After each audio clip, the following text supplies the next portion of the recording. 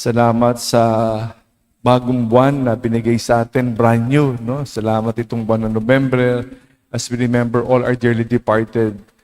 As we thank God for our inspiration, the saints of heaven. No? We thank God for this. We thank God for the month of October which is ended. We thank our Blessed Mother. We thank the month of the Holy Rosary. Muli tayo nagpapasalamat sa maraming bagay. Pag tinanong tayo, gusto mo ba maging santo? Sino ba nangangarap maging santo? No? Yabang naman ito. Yabang. Pero, yun ang tawag sa atin eh. Lahat tayo ay tinatawag na maging santo. Hindi kayabangan, no? Gusto ko maging santo, no? We are all saints in process. Lahat tayo. Bakit? Lahat ng umakyat sa langit, santo. Hindi lang naman yung mga santo na dineclare ng simbahan na tinatawag natin na canonize. Hindi lang naman yan ang mga santo.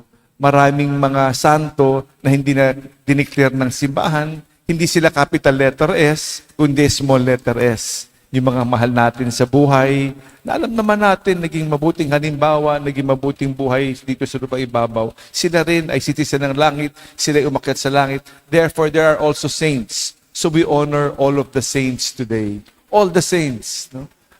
Recognized and unrecognized, but all the citizens of heaven. Kung saan tayo sana mapabilang. So we remember All Saints Day, we call that the Triumphant Church. Mga nauna na sa atin, the Triumphant Church. Umakyat na sa langit kaya November 1. Supposed to be, bukas, November 2, we remember church, the suffering church, the souls in purgatory, November 2, di ba? So the triumphant church, the suffering church, and tayo mga nabubuhay pa, we are the militant church, the pilgrim church. Naglalakbay tayo. We pray, again, we pray for the souls, the suffering souls, and then once the suffering souls are liberated, they go up to heaven. They be part of the triumphant church. So, the intercessors pray for us. We pray for those in purgatory. Those in purgatory are released and they go to heaven. Umiikot, no? Parang may cycle, di ba?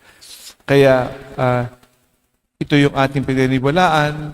Umaasa ang mga nasa purgatorio sa ating mga panalangin. They are praying, they are asking for our prayers. And we thank God for these days. So we do not know, no? Kailan ba tayo pupunta sa sementeryo? November 1 o November 2?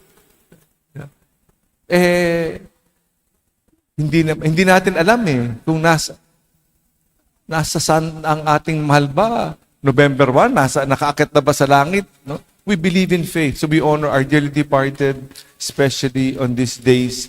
The first days, 8 of November, as a matter of fact, meron kang plenary indulgence sa unang 8 araw ng Nobyembre.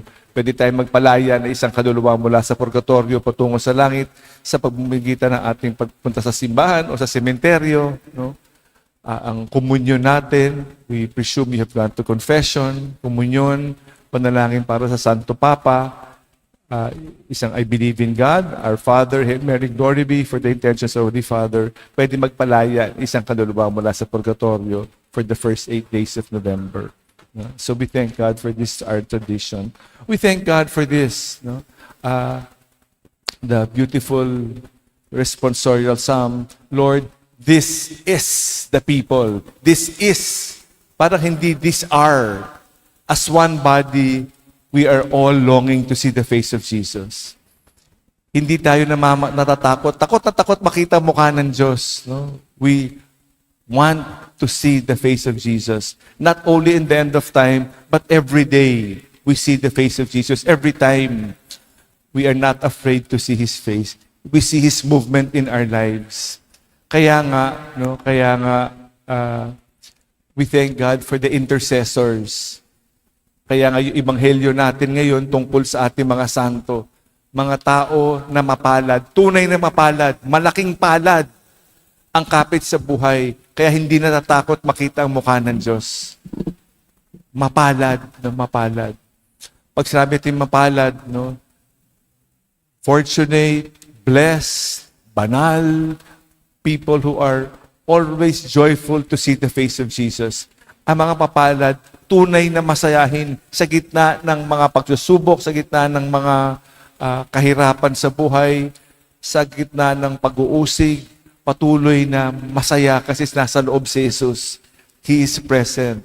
It is not material blessings, but the presence of Christ, the true treasure in our hearts. Yun ang tunay na mapalad. Sana dahil sa kaiba ang value system ng mundo, kaiba yung value system na kaharian ng Diyos. No? Mapalad ang mga dukha. No? Mapalad yung mga those who mourn, those who are crying, those who are suffering, those who are persecuted. Ito ang values ng mga tunay na mapalad, hindi yung pangsamantalang mapalad sa lupang ibabaw. These are the values lived out by the saints. And we thank God for the saints who interceded for us, who inspired us, who continues to inspire us. So we thank the people who has truly inspired, no? Nakatulong sa inspirasyon ko talaga, mga santo, paborito nating santo na capital letter S, at mga mahal natin sa buhay na naging inspirasyon sa atin. They have interceded for us. They are number one intercessors. So we thank God for them. We honor them, all the many saints. We thank God for their beautiful example that inspire us. May we be truly inspired that we too may inspire others to enter the kingdom of God and help us in our journey as saints in process. Salamat sa Diyos.